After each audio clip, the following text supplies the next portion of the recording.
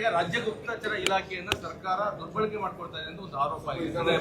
Dinner meeting ಅದ್ರ ಬಗ್ಗೆ ನಿಗಾ ಇಡ್ಲಿಕ್ಕೆ ಬಿಟ್ಟಿದೆ ಅಂತ ಒಂದು ಆರೋಪ. ನಾನು ಅವರ ಪಕ್ಷದ ಶಾಸಕರುಗಳು ಅವ್ರ ಪಕ್ಷದ ನಾಯಕರುಗಳ ಬಗ್ಗೆ ಇಂಟೆಲಿಜೆನ್ಸ್ ಮುಖಾಂತರ ಮಾಹಿತಿ ಸಂಗ್ರಹ ಮಾಡ್ತಾ ಇರತಕ್ಕಂಥದ್ದು ಬಹುಶಃ ರಾಜ್ಯದಲ್ಲಿ ಇದು ದೊಡ್ಡ ಮಟ್ಟದಲ್ಲಿ ಮೊದಲನೇ ಬಾರಿ ಪ್ರಾರಂಭ ಆಗಿದೆ. ಇವರ ಮೇಲೆ ಅವ್ರ ಮೇಲೆ, ಯಾಕೆಂದರೆ ಇಂಟೆಲಿಜೆನ್ಸ್ನಲ್ಲೂ ಈಗ ಮುಖ್ಯಮಂತ್ರಿ ಆಗಬೇಕು, ಕುರ್ಚಿ ಕೊಡಿ ಅಂತ ಕೇಳ್ತಕ್ಕಂಥ ಜೊತೆನೂ ಇದ್ದಾರೆ. ಈಗ ಮುಖ್ಯಮಂತ್ರಿನ ಉಳಿಸ್ಬೇಕು ಅಂತಕ್ಕಂಥ ಒಂದು ವಿಂಗು ಇದೆ. ಎರಡೂ ಕಡೆಯಿಂದ ಇಂಟೆಲಿಜೆನ್ಸ್ ನಡೀತಾ ಇರ್ತದೆ.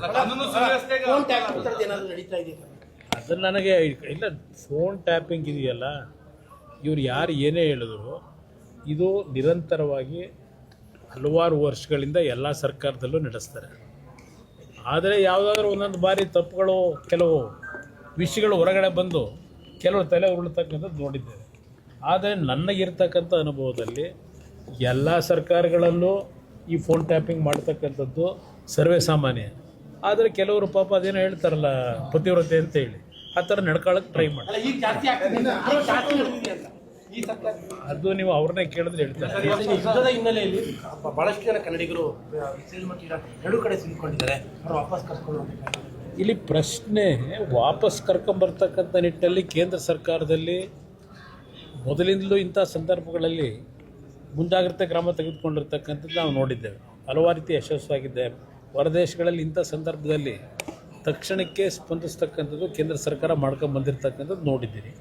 ಆದರೆ ಈ ಬಾರಿ ಏಕಾಏಕಿ ಏನೊಂದು ಈ ಇರಾನ್ನ ಮೇಲೆ ಅಮೇರಿಕ ಮತ್ತು ಇಸ್ರೇಲ್ನ ಒಂದು ದಾಳಿ ಏನಿದೆ, ಇದರ ಹಿನ್ನೆಲೆಯಲ್ಲಿ ಈಗಾಗಲೇ ಇರ್ತಕ್ಕಂಥ ಕೆಲವರು ಪ್ರವಾಸಕ್ಕೆ ಹೋದಂಥವರು ಇದ್ದಾರೆ. ಅಂಥವರು ಸಹ ಇವತ್ತೇನು ಹಲವಾರು ಕಡೆ ಈಗ ಅವರೀಗ ವಿಮಾನಗಳ ಒಂದು ಹಾರಾಟ ಇಲ್ಲದೆ ಏರ್ಪೋರ್ಟ್ಗಳಲ್ಲೇ ಲಕ್ಷಾಂತರ ಜನ ಇವತ್ತಿದ್ದಾರೆ. ಅಲ್ಲಿ ದುಬೈನಲ್ಲಿ ಇನ್ನೂ ಹಲವಾರು ಕಡೆ ಕೆಲಸಕ್ಕೆ ಹೋಗ್ತಕ್ಕಂಥವ್ರು ಸ್ವಲ್ಪ ಭಯಭೀತರಾಗಿರ್ತಕ್ಕಂಥದ್ದು ಇದೆಲ್ಲ ಏನಿದೆ, ಇದನ್ನು ರಾಜ್ಯ ಸರ್ಕಾರದಲ್ಲೂ ಮುಖ್ಯಮಂತ್ರಿಗಳು ನೆನೆ ಬಹುಶಃ ಮಾತಾಡ್ತಿದ್ದು ನೋಡ್ತಾ ಇದ್ದೆ. ಕೇಂದ್ರ ಸರ್ಕಾರದ ಎಕ್ಸ್ಟರ್ನಲ್ ಅಫೇರ್ಸ್ ಮಿನಿಸ್ಟರ್ ಜೊತೆ ನಾವು ಟಚ್ಚಲ್ಲಿದ್ದೇವೆ ಅಂತೇಳಿ.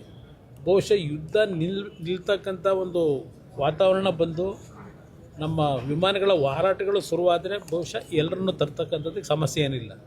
ಆದರೆ ಹಲವಾರು ಭಾಗದಲ್ಲಿ ಕನ್ನಡಿಗರು ಇವತ್ತು ಏನು ಉದ್ಯೋಗ ಮಾಡ್ತಾ ಇದ್ದಾರೆ. ಇವತ್ತು ಬೆಳಗ್ಗೆನೂ ಸಹ ನನ್ನ ಕೆಲವು ಸ್ನೇಹಿತರು ಫೋನ್ ಮಾಡಿದರು, ನೀವು ಏನು ಗಾಬರಿ ಆಗೋದು ಬೇಕಾಗಿಲ್ಲ, ಅವ್ರಿಗೆಲ್ಲರಿಗೂ ನಾವು ಊಟ ತಿಂಡಿ ವ್ಯವಸ್ಥೆಗಳನ್ನು ಮಾಡಿದ್ದೇವೆ ಅಂತಕ್ಕಂಥದ್ದು ಕೆಲವು ಸ್ನೇಹಿತರುಗಳು ಬೆಳಗ್ಗೆನೂ ನನ್ನ ಜೊತೆ ಚರ್ಚೆ ಮಾಡ್ತಾಯಿದ್ರು.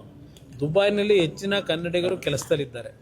ಅದರಿಂದ ಸ್ವಲ್ಪ ಮಟ್ಟಿಗೆ ಒಂದು ಅವರೆಲ್ಲರೂ ಈ ಸಂದರ್ಭದಲ್ಲಿ ಅವರಿಗೆ ಧೈರ್ಯ ತುಂಬಿ ಅವರ ಒಂದು ಊಟ ತಿಂಡಿ ವ್ಯವಸ್ಥೆ ಮಾಡಿದ್ದೇವೆ ಅಂತಕ್ಕಂಥದ್ದು ಏನು ಹೇಳ್ತಾ ಇದ್ದಾರೆ.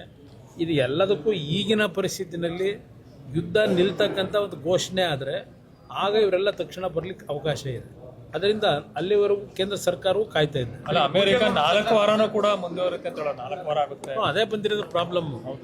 ಈಗ ವಿಮಾನದ ಭೋಜಗೌಡರನ್ನು ನಿರಂತರ ಸಂಪರ್ಕದಲ್ಲಿದ್ದಾರೆ, ಬಹಳ ಕ್ಷೇಮವಾಗಿದ್ದಾರೆ. ಅವರೇ ಬಹುಶಃ ನಿಮಗೆಲ್ಲ ಹೇಳಿದ್ದಾರೆ.